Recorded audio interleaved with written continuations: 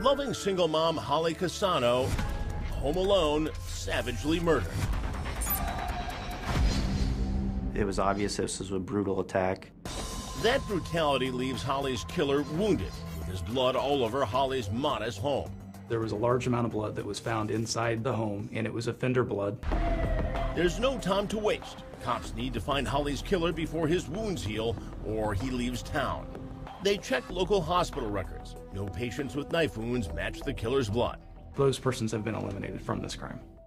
Police also canvassed the 600-plus unit Candlewood Estates. They interviewed co-workers from the supermarket where Holly worked. We watched video, tried to find the subjects that came in contact with her. Detectives gathered DNA swabs numbering in the hundreds. They are all dead ends. They don't get a single match. But the rage of the murder, the post-mortem sexual assault, tells cops this was no random act of violence. They say the killer is someone Holly knew or someone who wanted to know her. But who in the world would hurt the beautiful young woman everybody loved? Somebody who did this to my niece had to have known her. There was so many reasons that it shows that it was personal.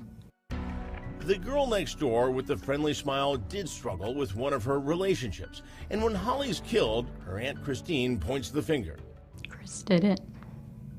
I was sure Chris was the one who was responsible.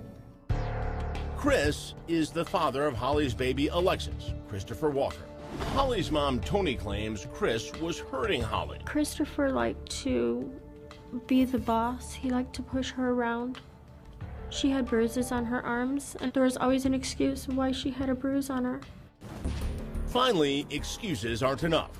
Holly went and attempted to get a couple of restraining orders against Christopher, and both of those were denied. Denied for lack of evidence, but it's enough for police to take a closer look at Holly's ex. It was approximately 3 hours after Holly's body was discovered that we located him. We asked him to come down to the sheriff's office, and he did so. Investigators grill Walker for hours. He gives a DNA sample and takes a polygraph. The results come back, and cops are shocked.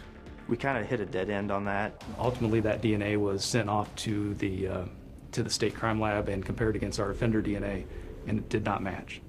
Without a DNA match and an inconclusive polygraph, Christopher Walker is clear, leaving investigators stumped and the case stalled.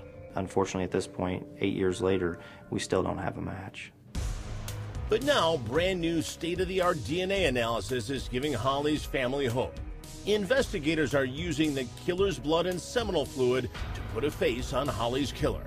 The results from that indicated that the DNA, the offender DNA, may be, but not limited to, of course, Native American, Hispanic, Central, South American population. Police now have a new direction, but they still need a name. And soon, even though it's been 8 years, cops feel a renewed sense of urgency. It's very, very possible that this offender committed a similar crime in the past, and if he hasn't done it since, he probably could do it again.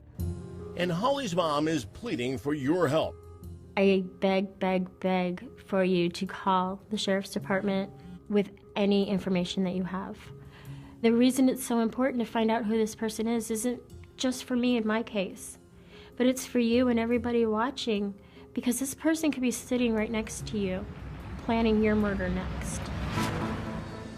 If you know anything about the death of Toni Cassano, you can submit a tip anonymously on the Crime Stoppers hotline. That number is 1-217-373-8477. There's a cash reward for information that leads to an arrest. I'm Chris Hansen. If you like this story, make sure you tune in every day to Crime Watch Daily. You can find where the show airs in your city at crimewatchdaily.com.